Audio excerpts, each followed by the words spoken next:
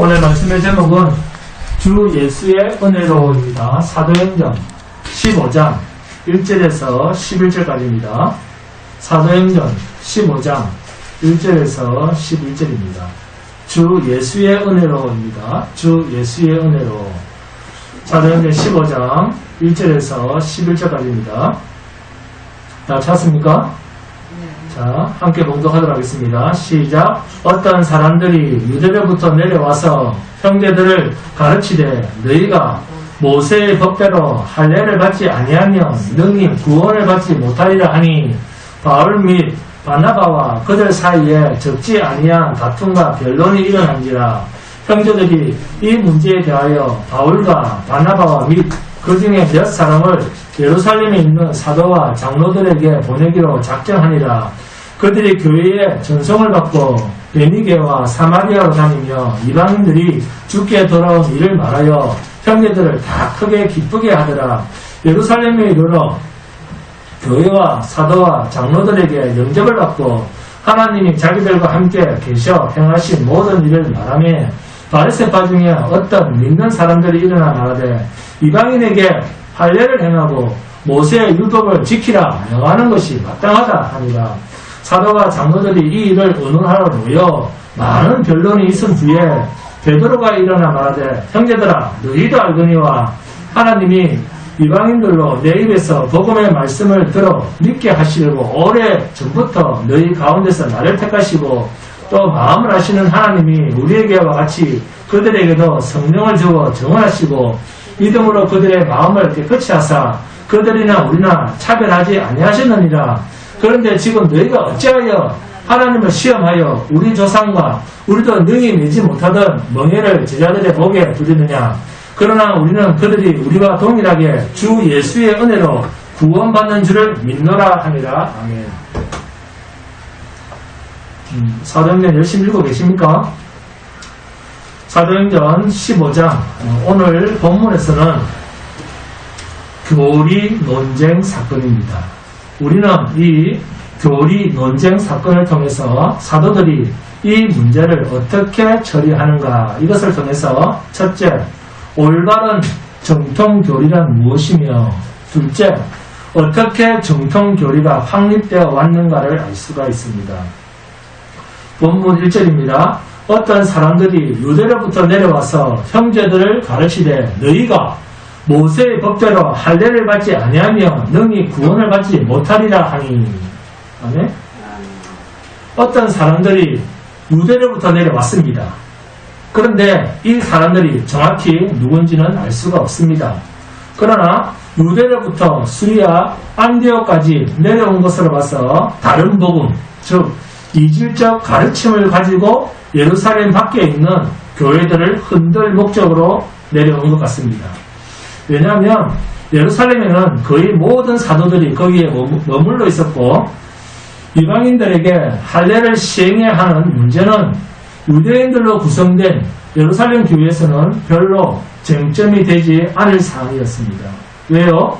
당시 예루살렘 교회 유대인들은 거의 난지 8일 만에 할례를 했기 때문에 이미 할례를 한 사람들을 두고 할례를 받아야 구원을 받는다 이런 말 별 의미가 없겠죠. 그래서 이들은 유대 바깥 지역에 이방인 교회에 가서 자신들의 주장을 폐했습니다. 그런데 안디옥 교회는 그 당대에 예루살렘을 제외한 최고로 유서 깊은 교회입니다. 안디옥 교회는 서아시아 지역에 교회로 진출하는 첫 교두부입니다. 사도 바울과 바나바도 1차 전도 여행이 끝나고 안디옥 교회로 돌아와서 선교 보고를 할 정도로 안디옥 교회는 매우 유력한 이방인 교회였습니다. 그래서 유대로부터 내려온 이 형제들이 안디옥 교회를 흔들어버리면 그 이후에 설립될 모든 이방인 교회들이 매우 힘들어질 수가 있습니다. 왜냐하면 안디옥 교회는 이방인 교회의 모교회와 같기 때문입니다. 그 당시 여러 이방 교회들은 안디옥 교회로부터 지원을 받아서 교회가 세워지고 있었습니다. 이렇게 가장 모범적이며 가장 중요한 거점이 되는 안디옥 교회에 유대로부터 내려온 어떤 사람들이 너희가 모세의 법대로 할례를 받지 아니하면 능히 구원을 받지 못하리라 하면서 다른 복음을 가르칩니다. 이것은 매우 심각한 문제요. 안디옥 교회 이후 모든 이방인 교회의 존립 자체가 흔들릴 수 있는 대사건이었습니다. 그들의 주장의 논쟁점은 이렇습니다. 너희가 모세의 법대로 할례를 받지 아니하면 능히 구원을 받지 못하리라 라는 이 말을 헬라어로 직역을 하면 이런 뜻입니다. 너희가 만약 모세의 규례대로 할례를 받지 않으면 구원을 받지 못한다. 할례를 받지 않았다면 지금도 구원을 받지 않은 상태에 있는 것이다. 그런 말입니다. 이것은 예수 그리스도를 믿어도 아직 할례를 받지 않았기 때문에 구원이 없는 상태다라고 하는 교리입니다. 심히 위험한 교리입니다. 자기들의 조상의 유전을 절대시했던 몇몇 유대 그리스도인들 중에서 예루살렘 교회의 허락도 없이 이웃 교회에 가서 헛된 가르침을 설파하는 것은 매우 잘못된 행동입니다. 게다가 그들의 가르침은 사도들이 가르치는 도리적 입장이 아니었습니다. 단지 그들 자의로 예루살렘 사도들에게 한마디 상의도 없이 일방적으로 내려와서 안디옥 교회를 뒤흔든 것입니다. 이렇게 분파주의자들의 특징은 항상 교회가 정한 절차를 무시하고 자기 마음대로 합니다. 자기 마음대로 생각합니다. 공교회가 정한 교리도 무시하고 알 생각도 없고 그래서 자기들의 소견에 옳은 대로 안디옥 교회를 가볍게 보고 내려와서 선생 노릇을 한 것입니다. 그래서 사도 바울과 바나바가 그들에 대해서 적지 않은 다툼과 논쟁이 벌어집니다. 자, 본문을 보시면 하나님의 구원의 두 종류가 나오는데 모세의 법대로 할례를 받아야 구원에 이른다 이렇게 주장하는 유대로부터 내려온 어떤 사람들의 주장과 아니다. 오직 그리스도 예수의 은혜로만 구원에 이른다고 주장하는 사도 바울과 바나바의 주장입니다. 그런데 이 두 주장을 하는 사람들의 변론이 결판이 나지 않자 결국 이 문제에 대해서 안디옥 교회가 바나바와 바울 그리고 여러 제자들을 예루살렘 교회로 보내기로 결정을 합니다. 그래서 안디옥 노예에서 파송된 사람들이 예루살렘 교회로 갑니다. 성경에서 등장하는 첫 장로교 대회가 열립니다. 여기서 오랜만에 베드로의 이름이 등장을 합니다. 야고보 사도는 순교를 당하고 자신은 풀려난 그 사건에서 제자들에게 자신에게 일어난 일을 말하라라고 하고는 그 자리를 떠났던 베드로 사도가 사도행전 15장에서 다시 그러나 마지막으로 등장하고는 그 이상 사도행전에서 등장하지 않습니다. 이 마지막 등장에서 베드로는 본문 11절에서 뭐라고 합니까?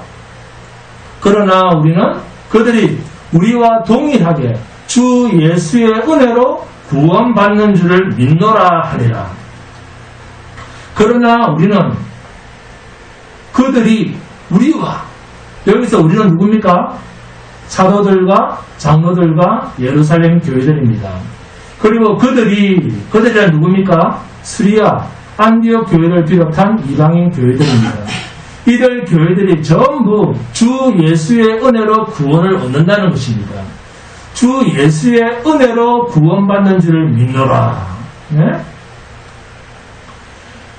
헬라어로 디아테스 카리토스 투 퀴리우 이에스 피스티오멘 소데나이라고 합니다. 여기서 디아가 통로라고 하는 의미입니다. 그러니까 주 예수의 은혜가 구원을 받을 수 있는 통로라는 것입니다. 은혜는 항상 베푸신 자의 크신 자비에 근거를 합니다. 그래서 참된 신자들은 자기 자랑은 다 버리고 예수 그리스도의 은혜를 바랍니다.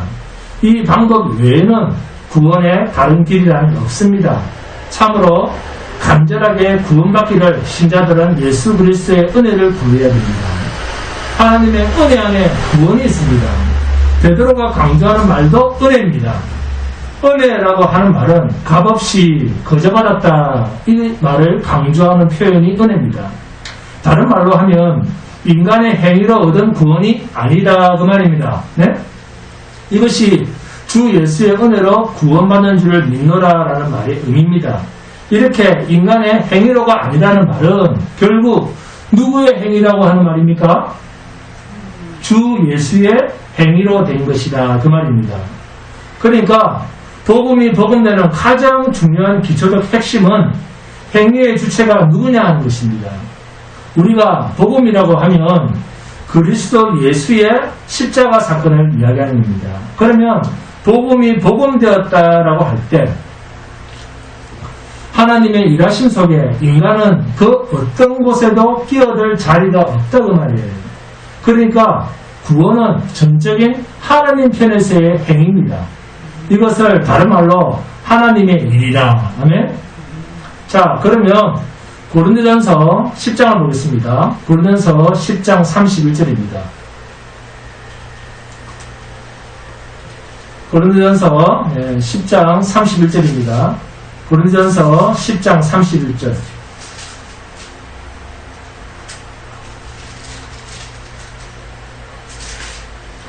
자, 찾습니까? 네. 자, 함께 공부하겠습니다. 시작. 그런즉 너희가 먹든지 마시든지 무엇을 하든지 다 하나님의 영광을 위하여 하라. 행위를 말씀하고 있죠? 네? 그렇다면 인간이 하는 모든 행위는 하나님의 영광을 위해서 해야 할 행위다. 이렇게 말하는 거죠? 맞습니까? 안 맞습니까? 맞습니다. 네. 그런데 자, 그 다음 구절이 중요합니다. 그 다음 구절부터가 중요합니다. 고린도전서 10장 자 32절부터 고린도전서 11장 1절까지입니다. 자, 함께 공독합니다. 시작. 유대인에게나 헬라인에게나 하나님의 교회나 거치는 자가 되지 말고 나와 같이 모든 일에 모든 사람을 기쁘게 하여 자신의 유익을 구하지 아니하고 많은 사람의 유익을 구하여 그들로 구원을 받게 하라. 내가 그리스도를 본받는 자가 된 것 같이 너희는 나를 본받는 자가 되라. 아멘. 하나님의 영광을 위하여 라는 말의 결론이 뭡니까? 그리스도 예수를 본받아 사는 삶입니다. 아멘. 그런데 우리가 구원받았다고 예수를 닮을 수가 있습니까? 예수님이 어떤 분이신데 우리 인간이 닮고 싶다고 닮아집니까? 자, 그렇다면 예수를 닮는 삶이란 뭘까요? 우리가 늘 강조하는 말인데 예수를 닮는 삶이란 뭡니까? 자기를 부인하고 너는 죽어라 그 말 아닙니까? 네? 결론이 내가 죽어야 내 안에 있는 새 생명, 예수를 닮은 새 생명이 역동적으로 나타날 것 아닙니까? 나의 옛사람이 죽어야 새 사람이 완성될 것 아닙니까? 아멘. 이런 의미를 성경이 계시적으로 계속 표현하고 있는 겁니다. 그런데도 이것을 문자로 읽고 자기가 예수를 닮겠다고 행동으로 하려고 대드니까 얼마나 안타깝습니까? 그런다고 예수가 닮아집니까? 이렇게 하지도 못할 것을 하니까 뭐가 나옵니까? 가식과 윗선만 나오는 겁니다. 여러분, 예수를 닮아가는 삶이란 주님 또 제가 또 제 멋대로 하나님이 되어서 살았습니다. 그러면서 십자가 앞에서 항복하는 것이 예수를 닮아가는 삶입니다. 그런데 이렇게 하지는 않고 하나님 힘주세요. 하나님 돈 주세요.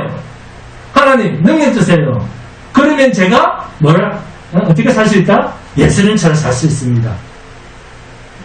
네? 그런데 하나님께서는 그렇게 하면 하나님과 원수가 된다. 그렇게 말씀하시는데 우리는 자꾸 내 나라입니다. 내 나라. 도대체 여러분에게 무엇을 주면 예수를 닮을 수 있다는 겁니까? 네? 사람들은 이렇게 행위의 주체를 자신으로 가지고 갑니다. 자기가 무엇을 해야 된다고 하니까 필요한 게 많죠. 그런데 내가 할 게 아니면 나는 무엇만 하면 됩니까? 가만히 있으면 됩니다. 죽어 있으면 됩니다. 네? 가만히 있는 것을 뭐라고 합니까? 죽는 것이다. 자기를 부인하는 것이다. 그 말입니다. 하나님의 구원은 인간 편에서 도울 것이 없습니다. 이 사실을 모르면 늘 복음에 뭔가를 섞다가 망합니다. 섞어놓은 것을 다른 복음이라고 하는데 다른 복음은 어디에 이른다? 저주에 이른다. 본문 1절을 잘 보세요. 오늘 본문 1절. 어떤 사람들이 유대로부터 내려와서 형제들을 가르치되 너희가 모세의 법대로 할례를 받지 아니하며 능히 구원을 받지 못하리라 하니 하며 주의 복음에 할례를 첨가시킵니다. 그죠? 모세의 법대로 난지 8일 만에 할례를 해야지 거룩한 백성의 반열에 선다는 것입니다. 이 일로 인해서 본문 2절을 보니까 바울 및 바나바와 그들 사이에 적지 아니한 다툼과 변론이 일어난지라. 네? 여러분 한번 물어보겠습니다. 예수 믿으면 구원 받는다 하는 것을 못 믿는 사람 손 안 들어보세요. 예수 믿으면 구원 받습니다. 예수 믿으면 천국 갑니다. 예수 믿으면 영생합니다. 이제 이런 말은 교회 안 다니는 사람도 다 압니다. 이제는 더 이상 이런 말을 할 필요가 없을 정도로 흔들릴 수 없는 진리가 되었습니다. 그런데도 우리는 모든 사람이 다 알아도 우리는 이 사실을 전해야 됩니다. 왜요? 이 사실을 안다고 구원을 받는 것이 아니기 때문에. 아멘? 지식으로만 안다고 구원을 받는 게 아닙니다. 우리가 이러한 진리를 알고 있다 하더라도 우리가 이렇게 진리 앞에 서는 것은 내가 정말 예수 믿는다고 지식으로만 말하고 있는지 아니면 진정으로 내 인생 전부가 예수 아니고서는 아무것도 믿을 게 없다라고 하는 진정한 신앙 고백의 바탕 위에서 예수를 제대로 알고 믿고 있는지를 확인하는 시간이 예배의 시간입니다. 그런데 문제는 우리가 믿는다고 하는 것이 예수만 믿으면 되는데 믿는 구석이 너무 많다는 겁니다. 말은 예수 믿는다 하면서 뭘 믿습니까? 돈도 믿고 자기의 지식도 믿고 자기의 건강도 믿고 온갖 믿고 싶은 것을 다 믿는다는 겁니다. 그리고 여러분 잘 들으셔야 됩니다. 나는 예수로만 구원을 얻습니다 라고 하는 이 고백을 한 자신의 그 고백이 정말 믿을만하다. 나는 예수로만 구원을 얻습니다 라는 이 고백, 진짜 내가 한 고백이지만 정말 믿을만하다 그렇게 생각하는 사람은 실상은 자기를 믿는 것이지 하나님을 믿고 있는 게 아닙니다. 이러한 우리의 고백도 하나님이 확인하실 때까지는 엉터리일 수 있다는 겁니다. 정말 주님 외에는 아무것도 믿을 수 없다고 십자가 앞에서 자신이 완전히 항복된 사람, 주님 앞에 자신을 온전히 부인한 사람, 이런 사람만이 제대로 된 예수만 믿는 사람입니다. 그러니까 우리가 가지고 있는 지식, 우리가 가지고 있는 경험, 의지, 신념, 그 어떤 것도 인간이 신뢰할 것은 없습니다. 아멘? 지금 내가 살아있다는 이 사실조차도 신뢰할 조건이 못 된다는 것입니다. 이 사실을 믿는 것이 정말 예수를 믿고 있다는 반증입니다. 자신도 제대로 믿지 못하는 것, 이것이 누구를 믿는 것이다? 예수 그리스도를 믿는 믿음입니다. 그러니까 예수 그리스도를 믿는다는 말은 예수님이 십자가에서 나타내신 예수 그리스도의 희생의 피, 곧 자신은 죄가 없는데 그분은 죄가 없는데 내 죄 때문에 어떤 죄죠? 하나님 앞에서 제대로 알고 제대로 생각하고 제대로 행동하고 제대로 살 수 없는 내 죄, 그 죄값을 당신님이 십자가에서 다 이루신 것을 믿는 믿음, 즉 예수님이 하신 일만 하나님 앞에서 온전하다는 믿음, 이것을 믿는 믿음입니다. 아멘? 그러니까 우리의 생각, 우리의 행동, 이것조차도 하나님 앞에서는 옳지 않다라고 하는 것을 제대로 인정하는 삶이 예수 그리스도만 믿는다라는 믿음의 고백이라는 것입니다. 아멘? 예수님만 하나님이 인정하신다. 이게 복음입니다. 그러니까 우리는 우리의 어떠한 행동도 말할 것이 없거니와 생각조차도 신뢰할 것이 못 된다라고 하는 이러한 처절한 고백이 곧 누구를 제대로 믿는 것이다? 예수를 제대로 믿고 믿는 믿음이라는 것입니다. 예수 믿는다는 말은 말로만 하는 게 아닙니다. 하나님은 누구만 들으시고 누구만 인정하시느냐? 오직 독생자 아들 예수 그리스도만 들으시고 그리스도만 받으시고 예수 그리스도만 인정하십니다. 이것을 믿는 것입니다. 하나님이 인정하시는 분만 내가 인정한다. 이게 복음입니다. 믿음은 여러 개가 아닙니다. 믿음은 오직 하나입니다. 믿는다는 말은 다른 것을 의지하고 다른 것을 믿는 것을 철저하게 배격하고 그리스도 예수 오직 이 한 분만 믿는다. 이게 믿는다는 말의 의미입니다. 그런데 여기서 가장 믿지 못할 존재가 누구냐? 자기 자신입니다. 이 말은 결국 그리스도 예수로만 되어진다는 것입니다. 무엇이? 구원이. 그러니까 인간의 행위나 인간의 경험이나 인간의 노력이나 인간의 선행이나 인간의 그 어떤 것도 구원에 이를 만한 권한이 없고 의미가 없다는 것입니다. 유대에서 온 어떤 사람들이 모세의 법대로 할례를 받지 않으면 능히 구원을 받지 못하리라. 이런 터무니가 없는 주장을 합니다. 그런데 이런 논쟁은 사도들이 가는 곳곳마다 유대인들과 부딪힌 말입니다. 그런데 이와 유사한 일이 현대 교회 안에도 있습니다. 네? 저 사람은 교회를 오래 다녔으니까 믿음이 좋겠다. O입니까? X입니까? X입니다. 오히려 교회를 오래 다닌 사람일수록 성경과 다른 비복음과 타성에 젖었을 가능성이 더 큽니다. 왜 그럴까요? 인간은 본성적으로 죄인이기 때문에 습관적 존재이기 때문에 그렇습니다. 습관은 죄된 습관입니다. 좋은 게 좋다는 식의 습관, 신앙에서는 아주 나쁜 습관입니다. 그래서 차라리 아무런 종교적 경험이 없는 사람이 예배당을 오래 다녀서 많은 경험을 가진 사람들보다도 오직 예수만 믿는다는 오직 예수, 여기에 훨씬 더 진리를 받아들이는데 더 빠릅니다. 여러분, 하나님이 주신 선물이 믿음의 가장 큰 장애물이 뭐겠습니까?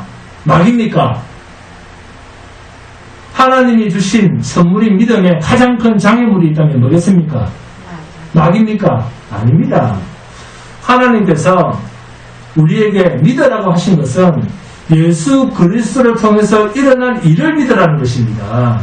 인간의 행동이 아니라 하나님의 행위를 믿으라는 것입니다.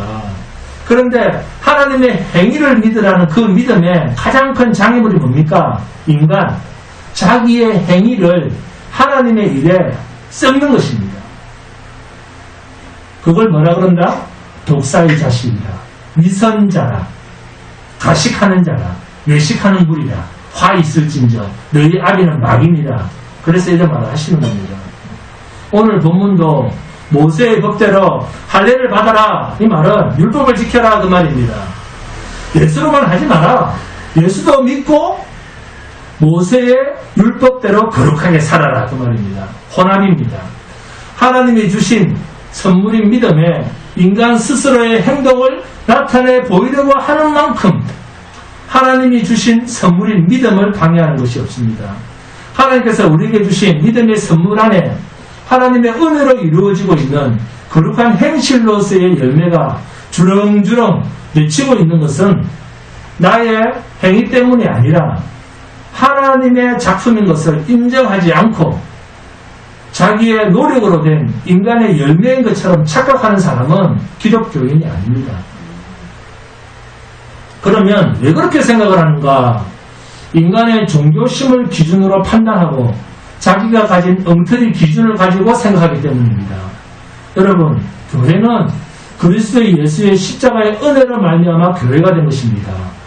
주님의 은혜를 입은 자들이 자연스럽게 모인 곳이 중앙교회입니다. 네?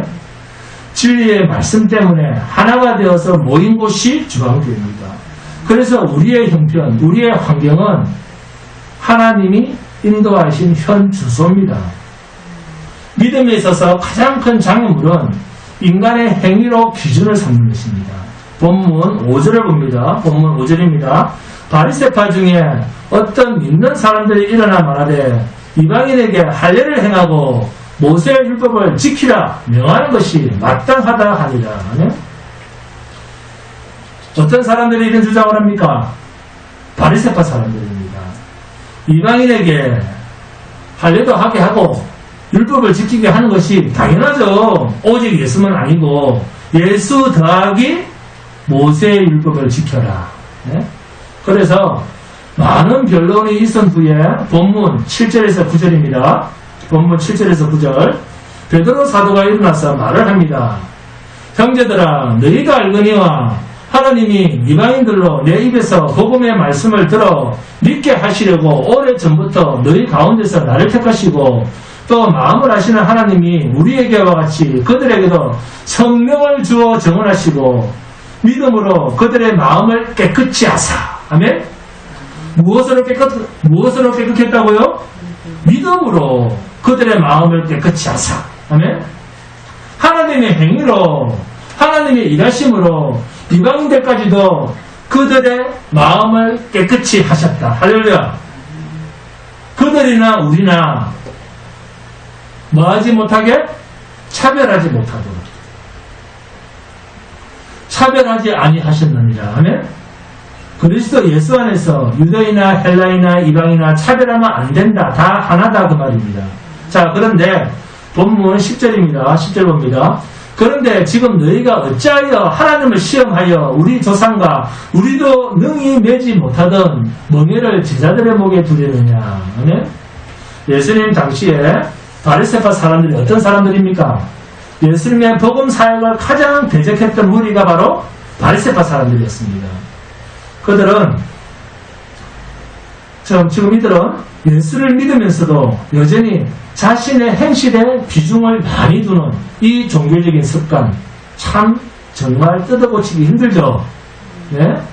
참으로 사도들의 복음 사역에서 복음을 듣고 그리스도의 생명의 공동체에 함께 했다고 말은 하는데 자신들의 과거의 종교적 습관과 자기 생각을 진리 앞에서 말씀 앞에서 쉽게 포기하지 못함으로써 오히려 자신들이 하고 있는 종교적인 행동을 타당하게 생각해서 율법적 행위를 정당화시키고 있는 이 몰골을 지금 우리가 보고 있는 것입니다.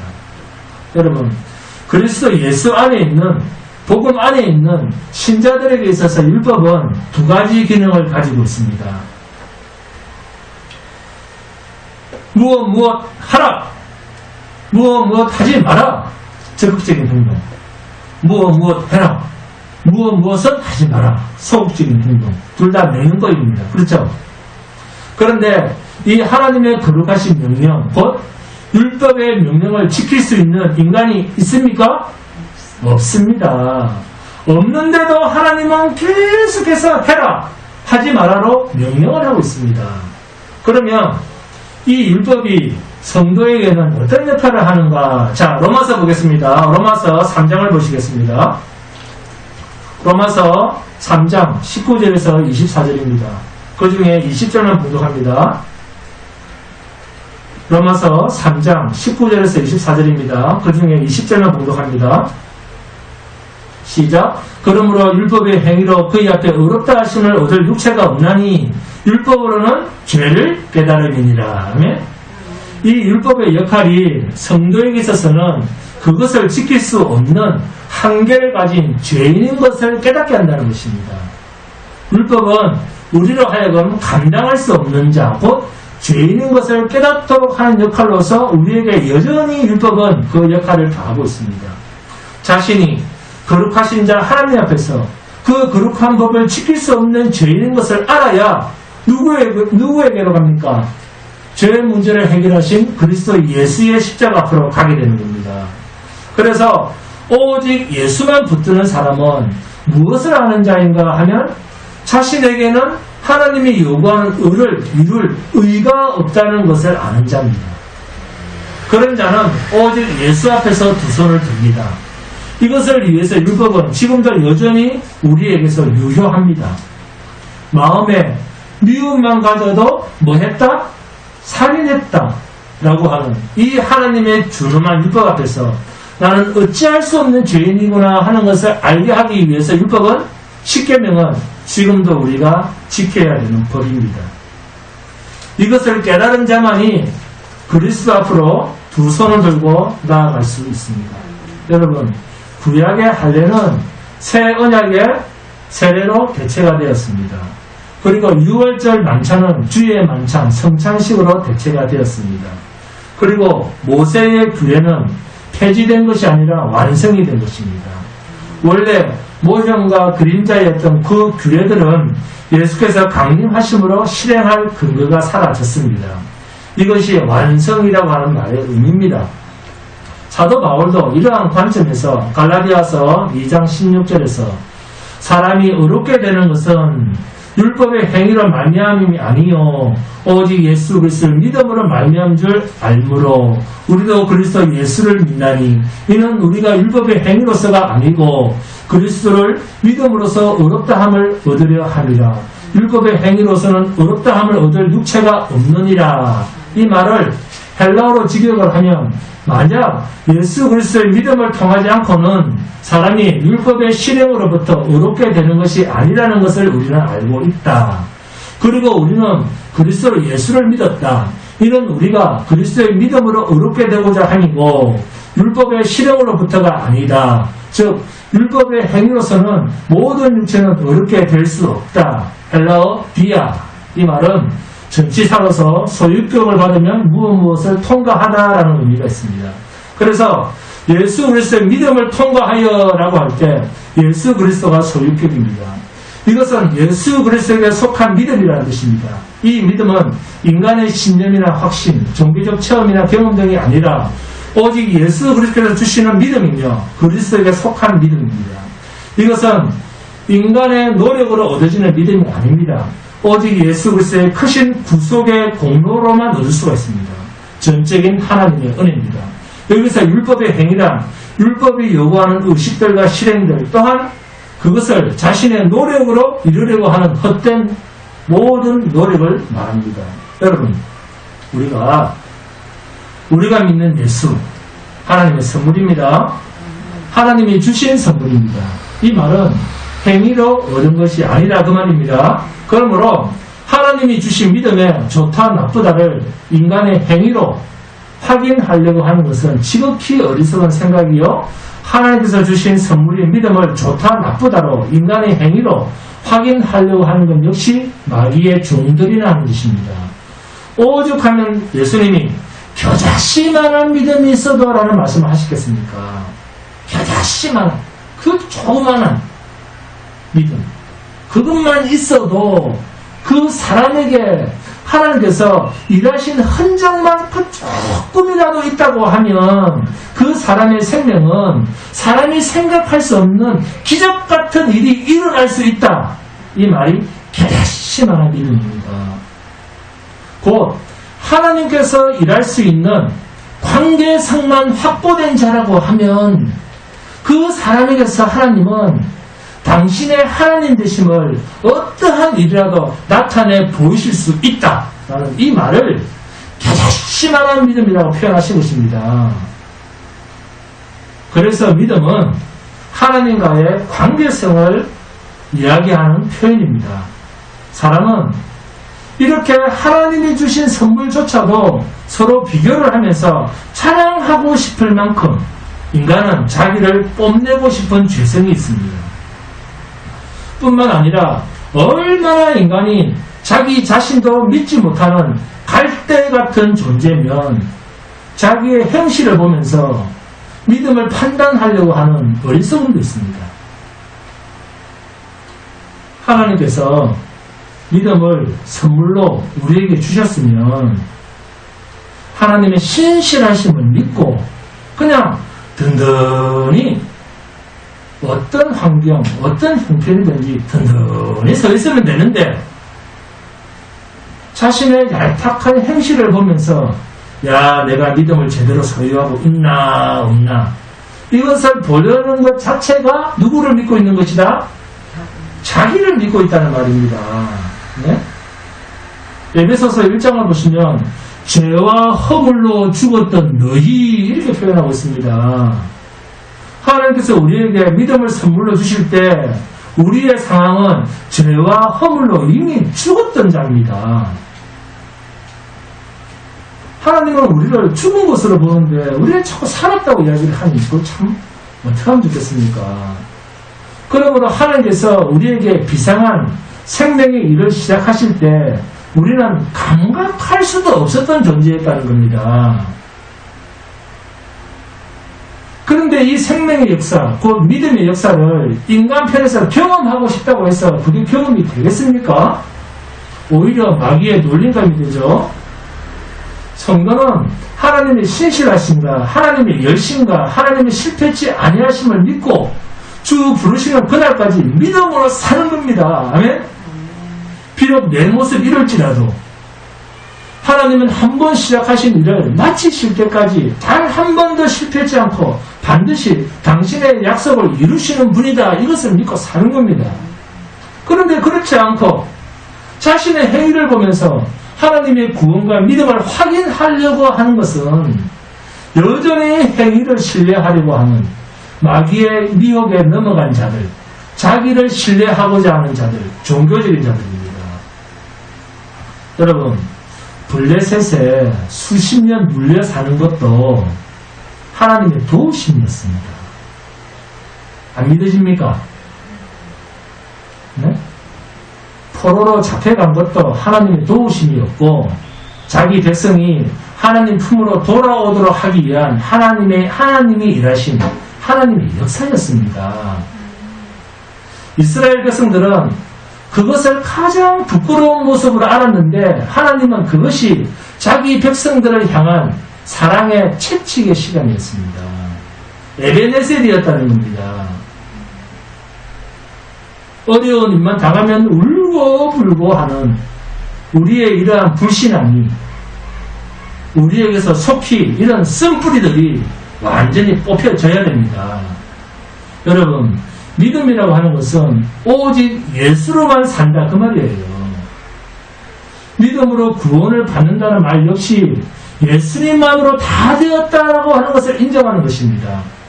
그런데도 우리는 늘 예수님만으로는 부족을 느낍니다. 이스라엘 백성이 보이지 아니하시는 하나님만으로는 만족하지 못해서 눈에 보이는 왕을 요청하듯이 말입니다. 왕을 요구하듯이 자신들이 갖고 싶은 것을 얻기 위해서 하나님의 일하심보다는 인간을 더 신뢰해서 요구하는 왕을 주십시오. 그러한 몰골이 아직 우리에게도 남아있다는 사실입니다. 이런 오해가 예배당을 오래 드나든 사람일수록 더 많이 있고 더 강합니다. 본문에 등장하는 베드로의 설교는 너무나 평범한 복음 아닙니까? 어려운 말이 하나도 없지 않습니까? 베드로의 설교의 결론이 11절입니다. 그러나 우리는 그들이 우리와 동일하게 주 예수의 은혜로 구원받는 줄을 믿노라 하니라. 하면 주 예수의 은혜로 구원받는 줄을 믿노라. 이 말이 그렇게 어렵습니까? 그렇게 어려운 말이 아니지 않습니까? 복음의 핵심은 오직 그리스도 예수입니다. 그리스도 예수의 은혜로 구원이 이루어진 것을 말한다면 그것이 복음입니다. 이 복음은 절대로 인간의 행위로는 증거가 될 수가 없습니다. 그러므로 복음이 복음되는 것은 우리 인간의 상황과 형편이 어떻든지 흔들릴 수가 없는 것입니다. 우리의 어떠한 형편에서도 그리스도 예수만 자랑하는 것, 이것이 복음이 복음되게 하는 것입니다. 여러분, 너무 사시나무 흔들리듯 벌벌벌벌벌 또 조금만 어려운 일만 당하면 벌벌벌벌벌 근심 걱정에 잠 못 자고 그 여러분의 형편과 어려움 때문에 이제는 그만 흔들리시기 바랍니다. 다윗은 왕이면서도 사울 왕에게 쫓겨다니고 심지어는 자기 아들 압살롬에게 죽음의 골짜기로 내몰려 도망다니는 맨발의 청춘이었음에도 불구하고 시편 23편 4절에서 다윗이 고백하기를 뭐라고 합니까? 내가 사망의 음침한 골짜기를 다닐지라도 해를 두려워하지 않을 것은 주께서 나와 함께 하십니다. 주의 지팡이와 막대가 나를 안위하시나이다. 아멘. 그 사망의 음침한 골짜기도 여호와께서 나와 함께 하시기 때문에 할렐루야. 죽고 사는 것이 하나님의 손에 의해서 결정되는 일이라는 것을 아는 사람이라고 하면 성도는 죽음의 현장에서도 그 죽음을 책임지시는 하나님 때문에 만족할 수 있다는 것입니다. 여러분, 성경이 말하는 율법의 역할, 그것은 그리스도가 그리스도 되시게 하신 것입니다. 오직 그리스도밖에는 믿을 것이 없다라고 하는 것을 율법이 말하고 있습니다. 율법은 우리를 향해서 그리스도 예수밖에 믿을 것이 없다는 것을 지금도 증명하고 있습니다. 그러므로 율법은 그리스도를 나타내는 가장 탁월한 계시입니다. 율법이 없으면 그리스도가 그리스도 되심을 알 수가 없습니다. 그러므로 율법은 복음을 복음되게 하는 하나님의 탁월하신 도구입니다. 그 율법을 지켜봄으로써 자신의 죄인됨을 알고 또 그 죄의 문제를 해결하신 그리스도를 바라보게 하는 역할로서의 율법은 지금도 그 역할을 성도들 앞에서 하고 있습니다. 그래서 베드로는 본문 10절에서 그런데 지금 너희가 어찌하여 하나님을 시험하여 우리 조상과 우리도 능히 매지 못하던 멍에를 제자들의 목에 두르느냐.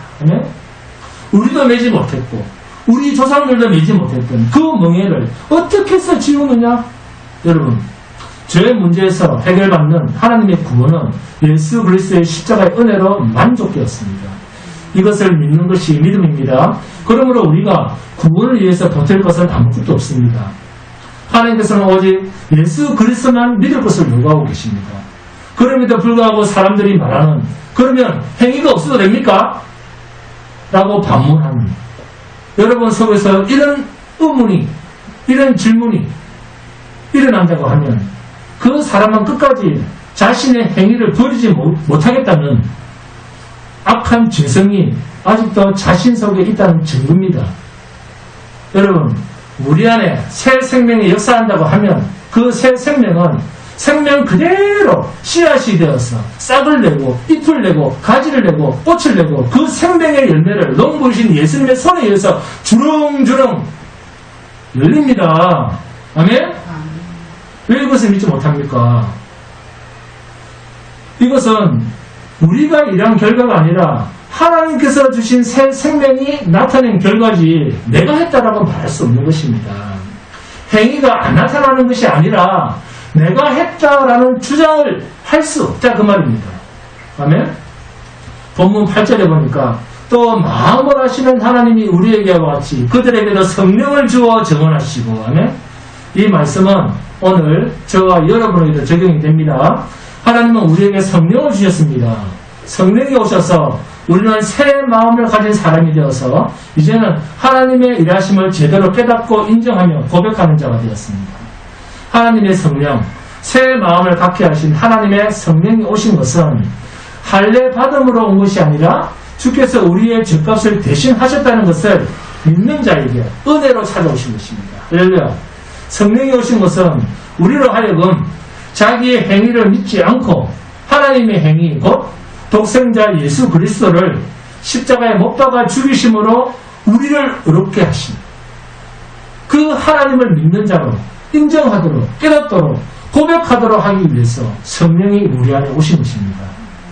이 하나님의 일하심을 제대로 아는 자로 하나님께서 우리를 세우시기 위해서 하나님은 친히 우리 안에 성령으로 오신 것입니다. 율법은 할례를 행하고 안식일을 지키고 뭐도 하고 뭐도 하는 그런 게 아닙니다. 하나님을 사랑하고 내 이웃을 내 몸과 같이 사랑하라라는 것으로 율법이 존재하는 것입니다.